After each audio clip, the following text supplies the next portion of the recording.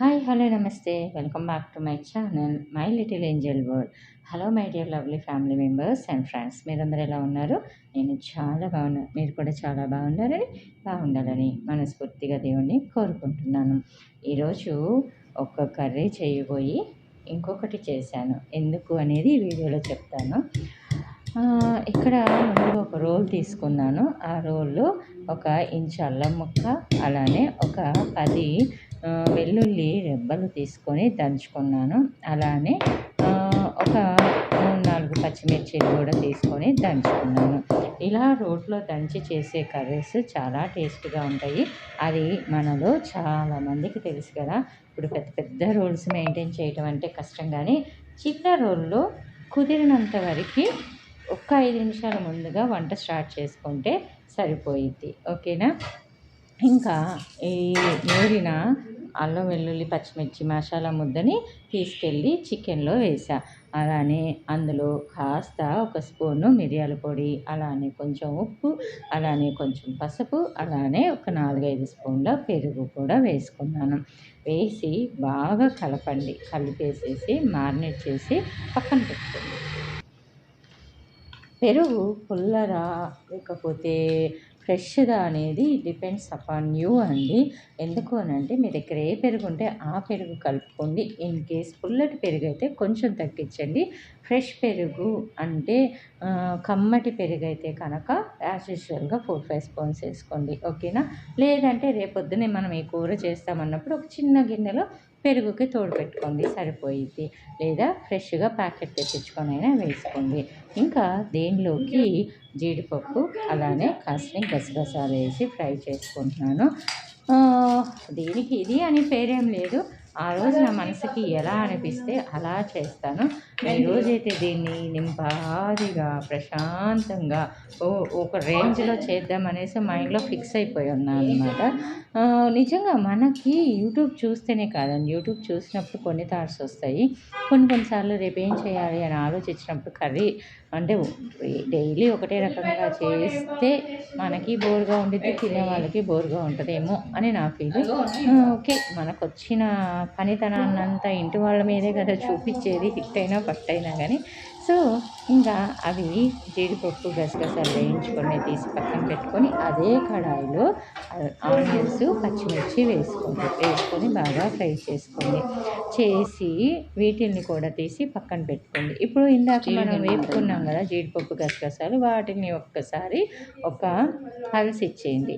అప్పుడు అవి అన్నీ మెత్తగా అయిపోతాయి. దానిలోకి మనం వేయించి పక్కన పెట్టుకున్న ఆనియను అండ్ పచ్చిమిర్చి చల్లారాక వేసుకోవాలి. దాంతోపాటు పుదీనా, కొత్తిమీర కూడా వేసుకోండి. కొత్తిమీర కట్ట మా ఇంటి దగ్గర ₹50 అంటండి. ₹10కి ఇంత చిన్న ముక్క ఒక కనీసం కొంచెమన్నా 4 దెబ్బలన్నా పెడతారు కదా. ససాం అన్నారంట. సో అందుకని ఆ రోజు ఇంకా కొంచెం కొత్తిమీర వేసేసాము. అలానే మిక్సీలో ఏది వేసినా కానీ కొంచెం చల్లగా అయ్యాక వేసుకోండి. హరీబరీగా వేసుకొని ఆ వస్తువులు పాడు చేసుకునే కంటే ఇది బెస్ట్ కదా. సో మీరు ఇందులో కాస్త గ్రేవీగా ఉండటానికి ఇంకో స్పూన్ పెరుగు వేసుకున్నా కానీ చాలానే బాగుండిద్ది. ఇంకా అలానే ఇక్కడ ఆయిల్ తీసుకొని ఆయిల్లో చికెన్ ముక్కలు వేసుకొని ఫ్రై చేసుకోండి. ఎందుకు అంటే నేను ఆ రోజు ఏంటంటే చక్కగా నీట్గా ఫ్రై చేసి ఒక రేంజ్లో చేద్దాం అనుకున్నాను. కానీ మా ఇంట్లో మా బాబు ఉన్నాడు కదా, ఆ రోజు ఏం చేశాడంటే మా వాడు లైజాల్ తాగేసాడనమాట. ఇంకా సో ఆ హడావుడిలో ఉండి ఒక రకంగా చేద్దాం అనుకున్న కూరని ఇంకో రకంగా ట్రాక్ మళ్ళిచ్చేసి ఎట్లయితేనేంటి టేస్ట్గా అయితే చేశానండి. వితౌట్ టేస్ట్గా అయితే చేయలేదు. యాక్చువల్లీ పెట్స్ని పెంచుకునేటప్పుడు చిన్న జాగ్రత్త కూడా తీసుకోండి. ప్రతి వస్తువు వాటికి అందకుండా ఉండేలాగా చూసుకోండి. ఏంటంటే బయట వాకిలి మనము ఇల్లు అవన్నీ తుడిచేశాక లైజాల్ అలానే పెట్టేస్తాము. దాని జోలికి అది ఎప్పుడూ పోలేదు. మరి ఆ రోజు ఎందుకు పోయిందో తెలియదు కానీ బాబు వెళ్ళేసి హ్యాపీగా దాన్ని వాసన చూశాడు, నాకాడో ఏమో తెలియదు కానీ చాలా కొంచెం అయితే ఇబ్బంది పెట్టేశాడు. భయం వేసేసింది కూడా. ఇంక ఇంటికే వచ్చేసి ఇంజెక్షన్ చేపిస్తే కాస్త సాయంత్రానికి ఒక రేంజ్లోకి వచ్చాడు. అప్పటిదాకా అయితే కొంచెం టెన్షన్గానే ఉంది. ఇంకా ఇక్కడ చికెన్ని మనం నీట్గా డ్రై రోస్ట్ చేసుకోండి. చేసుకున్న తర్వాత వాటిని తీసి పక్కన పెట్టండి. నేను చెయ్యని ప్రాసెస్ని మీకు చెప్తున్నానంటే నేను చెయ్యాలనుకున్న ప్రాసెస్ అదనమాట. సో ఇలా అయినా చేసుకోవచ్చు. నేనేంటంటే ఇంక పక్కన తీసి పెట్టినా అందులో వేసి చేసినా ఒకటే కదా అని చెప్పేసి నేను ఇంక అందులోనే ఉంచేసి వేసేసాను. ఇంక మనము మ్యారినేట్ చేసినప్పుడు కొంచెం సాల్ట్ అయితే వేసాం కదా. యాక్చువల్లీ సాల్ట్ వద్దు, రాక్ సాల్ట్ వేయండి. అంటే కల్లుప్పు అంటారు కదా, రాళ్ళ ఉప్పు, కల్లు ఉప్పు అంటారు కదా. సో అది వేసేసేయండి. అది వేసాక దానిలో మళ్ళీ కొంచెం మిరియాల పొడి, అలానే మనం మిక్సీ పట్టుకున్నాం కదా కొత్తిమీర, పుదీనా పేస్టు, ఆ పేస్ట్ వేసేసేసి కొంచెం జార్లో నీళ్లు తిప్పి వేసేయండి. మీకు ఎవరికైనా అలవాటు ఉందో లేదో కానీ మన చిన్నప్పటి నుంచి అమ్మోళ్ళు కూడా రోట్లో నూరినా కానీ ఆ రోట్లో కూడా నీళ్లు పోసి నీట్గా తీసేస్తారు. అలా మనం జారే కదా, మనదే కదా వాడుకునేది. నేనైతే వేస్తానబ్బా, మీరు వేస్తారో లేదో తెలియదు. ఇంకా అంటే మీరు అడగొచ్చు, షూట్ చేయొచ్చు కదా డాగ్కి బాగానప్పుడు అనేసి. ఇంకా నేను కంప్లీట్ చంద్రముఖిలాగా మారిపోలేదు. అంటే ఫక్తు కంప్లీట్ యూట్యూబర్గా ఇంకా మారలేదన్నమాట. నేను వాళ్ళని అందరినీ తప్పు పట్టను.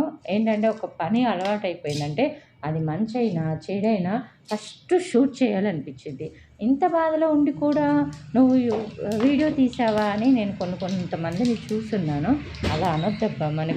ఇప్పుడు మనకి ఎంత బాధ ఉన్నా మన ఇంట్లో ఏది మంచి జరిగినా చెడు జరిగినా మనమైతే ఆఫీస్కి వెళ్ళాలి కదా. అలా అని ఇది కూడా నాకు జాబ్. అది అందరికీ ఇప్పుడు చిన్న గ్రామాల్లో ఉన్న ఆడవాళ్ళకి కూడా యూట్యూబ్ అనేది ఒక ఉపాధిని అయితే కల్పించింది. వీలైతే ఎంకరేజ్ చేయండి కానీ డిస్కరేజ్ చేయొద్దు. ఏమో అది మంచే కానీ చెడే కానీ ఏదైనా కానీ సరే, మంచి అయితే మనం ఒక ఊరికి అన్నామనుకోండి, తిరిగి వచ్చే ఆ మాట మనకి ఏదో ఒక రోజు తగులుతుంది. ఇదైతే 2 డేస్ బ్లాగ్ అన్నమాట. ఇంకా నెక్స్ట్ డే నేను క్యాప్సికమ్ కర్రీ చేశాను. దాన్ని అయితే ఎక్స్ప్లెయిన్ చేయాల్సిన అవసరం లేదు కదా. సో అలా మామూలుగా షూట్ చేశా. కెమెరా ఎలా పెట్టుకున్నానో కూడా చూసుకోకుండా చేశాను అనమాట. సో అది క్యాప్సికమ్ కూర చాలామంది తినరు, చాలామంది పెద్ద ముక్కలుగా కోస్తారు. మా ఇంట్లో మా అమ్మాయి చిన్నప్పటి నుంచి అన్నీ తినేది కాదు కాబట్టి ఈవెన్ టమాటాలు, ఉల్లిపాయలు, పచ్చిమిర్చితో సహా సన్నగా కోసుకోవడం అలవాటైంది. సో మీకు ఎట్లా వీలైతే అలాగా కోస్తుంది. సారీ, ఈరోజు బాగా డిస్టర్బెన్స్ ఉంటుంది మా ఇంట్లో. ఓకే, ఇంకా ఇంకేం చేస్తున్నాను, చికెన్ కర్రీ అయితే నేను కారం వేయలేదు, అది గమనించుకోండి. కారం వేయకుండా జస్ట్ పచ్చిమిర్చి మిరియాల పొడితోనే తీసుకొచ్చా. ఈరోజు కర్రీ స్పెషల్ అదన్నమాట. సో ఎందుకు వేయలేదు అని అంటే ఎందుకు అలా చేయాలి అనిపించింది, చేస్తున్నాను. కానీ టేస్ట్ అయితే బాగుంది. ఇంకా ప్రతి దాంట్లో కొబ్బరి పొడి వేస్తావా అంటే వేస్తానండి. పిల్లలకి జుట్టు పెరగాలన్నా, బ్యాక్బోన్ స్ట్రాంగ్గా ఉండాలన్నా కానీ అది ఉపయోగపడుద్ది. అలానే పప్పులకి, చారులకి వేయను. అన్నిటికీ అన్నాను పప్పులకి, చారులకి వేస్తానని అనుకోవద్దు.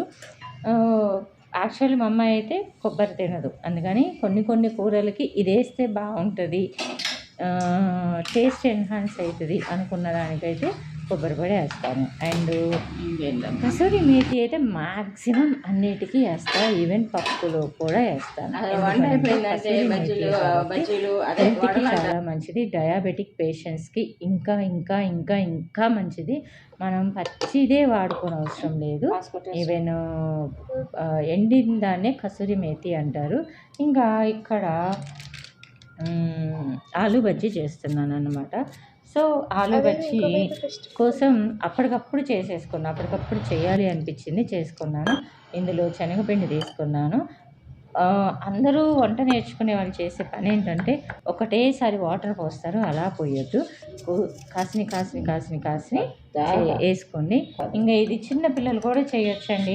10th ఇంటర్ చదివే పిల్లలు కూడా చేసుకోవచ్చు. ఒకప్పుడైతే నైఫ్ తోటి కష్టపడి సన్నగా తీయాలి, ఇప్పుడైతే అవసరం లేదు.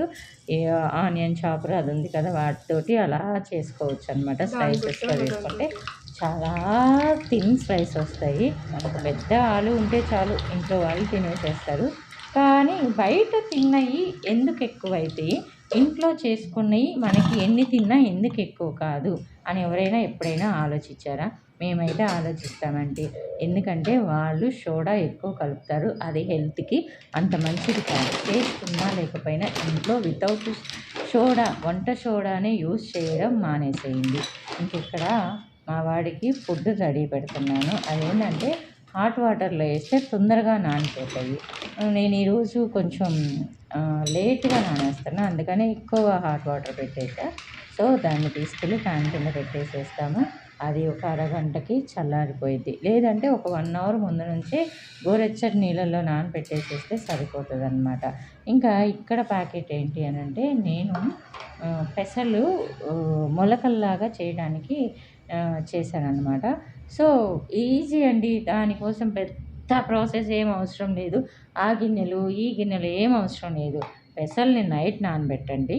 నానబెట్టేసేసి మార్నింగ్‌కి వాటిలోని వాటర్‌ని తీసేసేయండి. తీసేసి ఒక కాటన్ క్లాత్ తీసుకొని లేదా చిన్న కర్చీఫ్ తీసుకొని వాటిల్ని దానిలో ఏసేసి మూట కట్టేసి అదే గిన్నెలోకి బార్లేసి పెట్టేసామనుకోండి, కొంచెం తడి ఉంచండి. అంటే ఆ క్లాత్ మీద కొంచెం తడి చేయండి. పెద్ద మొలకల్లాగా వస్తాయి. ఇంకా పెద్ద మొలకలుగా కావాలనుకుంటే ఆ రోజు కూడా ఉంచి నెక్స్ట్ డేకి ఉంచుకోండి. 1 డే అయితే కంప్లీట్‌గా పట్టిద్ది. లేదు అనంటే 1½ డేకి మీకు కంప్లీట్‌గా పెద్ద మొలకలొస్తాయి. ఇంక మీ ఇష్టం దాన్ని మీరు ఏం చేస్తారు అనేది. అంటే కొంతమంది మొలకలు తీసి ఫ్రై చేసి పిండిలో కలిపేసుకుంటారు. ఎందుకంటే రెగ్యులర్‌గా డయాబెటిస్ పేషెంట్సు అలా యూజ్ చేస్తారు. ఇవి అయితే నేను చేసినయి మా వారు కొంచెం కొంచెంగా డైలీ తింటారనమాట. సో, ఆయనకి హెల్త్ కాన్షియస్ ఎక్కువ. అందుకని అలా తింటారనమాట. ఇక్కడేంటంటే ఇంకా అప్పుడప్పుడు గుర్తొచ్చిద్ది నాకు కూడా హెల్త్ కాన్షియస్. అందుకని బెల్లం వేసి మా అమ్మాయి నాకు కాఫీ కలిపిచ్చిద్ది. నాకు గుర్తురాదు. యాక్చువల్లీ మా అమ్మాయికి గుర్తొచ్చిద్ది హెల్త్ కాన్షియస్. సో, అమ్మ బెల్లం వేసుకో అనేసి గుర్తు చేసిద్ది. లేదా నాకే గుర్తొచ్చి యేసుకుంటా. ఈరోజైతే మా అమ్మాయే గుర్తు చేసింది. బెల్లంతో కలుపుకుందామా అనేసి. సో, బెల్లంతోటి పాలు కానీ, కాఫీ కానీ కలుపుకోండి బావుంటది. ఈవెన్ టీ కూడా బావుంటది. బావుండదు అనేది కాదు. కొంచెంగా షుగర్‌ని అవాయిడ్ చేయండి. వైట్స్ అన్నీ అవాయిడ్ చేయమని నేను చెప్పలేను. అది అందరి లైఫ్‌లో కుదరదు.